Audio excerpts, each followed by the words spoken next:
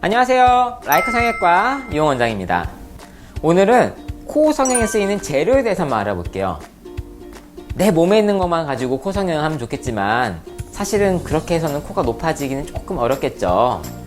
그래서 코 성형할 때 어떤 재료들을 쓸 수 있고 과연 뭐가 가장 적합한지, 어떤 게 가장 안전한지에 대해서 한번 알아볼게요. 먼저 코 성형은 크게 코 성형이라고 하지만 크게 여러 가지 부분을 좀 나눠 생각해 볼 수 있는데요. 이 여기 높이, 콧대를 올리는 콧대 성형과 코끝을 올리거나 각도를 바꿔주는 코끝 성형, 그리고 콧볼을 줄여주는 콧볼 축소, 콧볼을 넓히는 사람 없겠죠. 이렇게 세 부위를 보통 나눠 생각할 수 있어요. 제일 간단한 콧대부터 좀 살펴보면은 콧대에 들어갈 수 있는 재료 중에 가장 많이 쓰는 거는 다들 아시겠지만 실리콘이에요. 실리콘을 쓰는 이유는 실리콘은 우리 몸에 면역 반응 같은 것들이 거의 없고, 그래서 가슴 보형물도 실리콘을 가장 많이 쓰는 거고, 나중에 제거를 했을 때 실리콘이 쏙 하고 빠져나와요.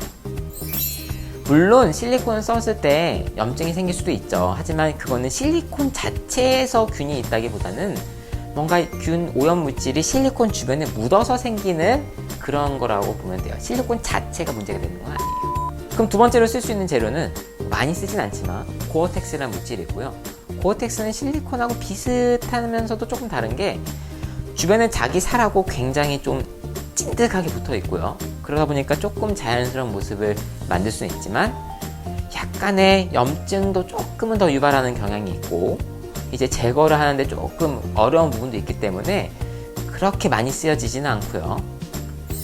그 외에 쓰여진 재료는 이제 가장 안전하게 쓸 수 있는 인공 진피 혹은 덩팻이라 부르는 자가 지방, 이런 부분인데, 코에 넣는 지방은 얼굴에 이렇게 넣는 볼륨 지방하고는 완전히 틀려요.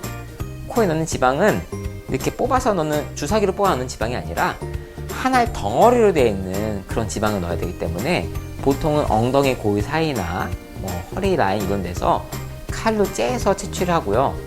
그렇게 째서 채취를 하기 때문에 좀 뭔가 떼는 것도 좀 번거로움이 있고, 물론 넣어서 이제 염증 반응 이런 거는 없고 내 거기 때문에 안전하지만, 한 가지 단점은 모양 자체가 아주 실리콘처럼 날렵하고 예쁘게 나오긴 좀 어려워요. 그래서 자가 진피 혹은 이제 더모펫이라 불리는 이런 지방은 보통 어떤 경우 많이 쓰느냐, 실리콘 넣어서 문제를 많이 생겼거나 염증 반응이 있거나, 아니면은 실리콘 넣자고 하니 콧대가 너무 피부가 얇아서 비쳐 보일 것 같고 실리콘이, 이런 경우에 결국엔 재수술의 거의 마지막 단계에 쓰는 게 자가 진피 혹은 더모펫이라 불리는 자기 지방이에요. 그 외에도 자가 진피 말고도 인공 진피들도 있지만 성분은 거의 비슷해요. 하지만 내 몸의 것이 아니라 제품화돼 나온 것을 쓰는 거기 때문에 조금 더 편리하게 쓸 수는 있지만 아무래도 내 거보다는 조금 안정성은 떨어지지 않을까 하는 생각이 있어요. 콧대에 대해서 간단히 알아봤고요. 이제 제일 중요한 코끝에 대해서 한번 말씀을 드릴 텐데요. 우리 동양 사람들은 아무래도 코가 낮아요. 보통 코가 낮고 코가 이렇게 들려있는 코도 있고 작고 하기 때문에 코를 보통은 더 키우는 수술을 많이 하고요. 그러다 보니까 콧대야 실리콘 같은 거 넣으면 커지겠지만 코끝을 키우려면 여기를 높여야겠죠.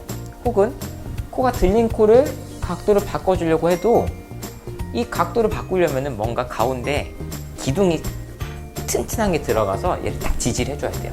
지지를 해주는데 필요한 게 바로 연골이에요. 보통은 이 코 가운데, 이 코 구멍 가운데 사이에 비중격이라는 연골을 많이 쓰는데, 그 비중격 연골을 전체를 다 쓰면 코가 무너지기 때문에 속에서 납작한 거를 떼서 기둥을 쓰긴 하는데, 사람마다 이 비중격이 좀 작은 사람도 있고 좀 얇은 사람도 있고 하기 때문에 비중격만으로 코를 못 올리는 경우가 문제고, 그런 경우에 우리가 쓸 수 있는 재료가 딴 데서 연골을 떼우는 건데, 귀연골도 있고 늑연골도 있고 해서, 귀연골은 하지만 이게 귀를 보시면 아시겠지만 이렇게 오목하게 커브가 있기 때문에 얘를 쓰려면은 보통 두 개를 접어서 쓴다거나 기둥으로 쓰기에는 조금 어려운 부분이 있어서 기둥으로 세우려면 늑연골이 훨씬 낫고요. 하지만 늑연골 떼려면은 또 전신마취해서 여기 늑연골을 또 째야 되고 하기 때문에 번거로움이 있어서 자기 걸 안 쓰고 기증 늑연골이라는 이제 사체, 즉 시체에서 처리를 완벽하게 처리를 해서 면역 반응을 다 없애는 것을 제품으로 파는 것을 저희가 편하게 쓰기도 하죠. 이러한 늑연골 말고 또 기둥을 쓸 수 있는 게 뭐가 있냐면은 이제 과거에 많이 쓰던 인공뼈라 불리는 매드포어, 그리고 요즘 많이 쓰고 있는 제품인 플라스틱 같은 녹는 실 성분의 제품인 PDO, 판, 메쉬 이런 것들 많이 쓰는데, 각각의 장점에 대해서 말씀을 드리자면은 가장 튼튼하게 받쳐줄 수 있는 것은 당연히 늑연골이에요. 하지만 늑연골은 제한이 있고 본인에서 뽑지 못하면 기증을 써야 되기 때문에 사이즈 제한도 있고, 물론 늑연골을 넣었을 때도 약간의 염증 가능성도 또 조금이나 높아질 수 있기 때문에 이런 부분이 조금 걱정이고요.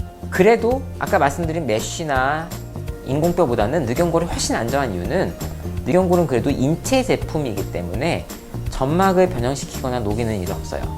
하지만 아까 말씀드린 인공뼈 같은 경우는 점막의 근처에 붙어 있으면 점막을 녹여서 나중에 구멍이 뻥 뚫리는 경우도 있고 염증도 심하게 유발하는 경우가 있어서 절대로 점막 근처에 쓸 수 없는 단점이 있고, 요즘 이제 그런 대안으로 많이 쓰고 있는 메쉬 코성형 많이 있는데, 메쉬도 물론 좋은 제품이긴 하지만 메쉬는 결국 시간이 지나면 다 녹아서 없어져요. 그러면 과연 이 코를 올려주는 데 있어서 튼튼하게 올려준 이게 처음엔 모습이 잘 유지가 되지만 메쉬가 다 녹았을 때 과연 받쳐줄 게 있을까?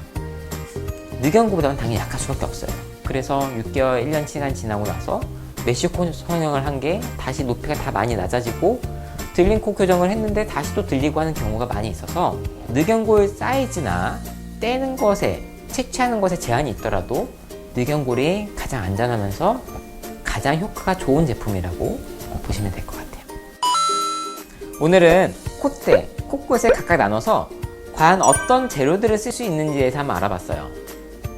물론 가장 좋은 코 성형술은 남의 재료를 아무것도 쓰지 않고 나의 비중격, 나의 귀염골만 가지고 하는 거예요. 하지만 수술을 하다 보면은 필연적으로 뭔가 재료가 더 필요한 경우가 생기고, 그런 경우에 있어서 제가 생각한 가장 좋은 재료는 염증 반응이 일단 제일 적고, 그러면서 효과가 1, 2년 만에 끝난 것이 아니라 쭉 유지가 되는 제품이고, 그런 면에서 봤을 때 콧대에는 실리콘을 쓰는 게 가장 안전할 거라 생각을 하고요. 코끝에는 늑연골, 그 중에서도 편하게 쓸 수 있는 기승 늑연골을 쓰는 게 가장 좋지 않을까 싶어요. 다음에 또 좋은 질문을 가지고 찾아뵙도록 할게요. 안녕.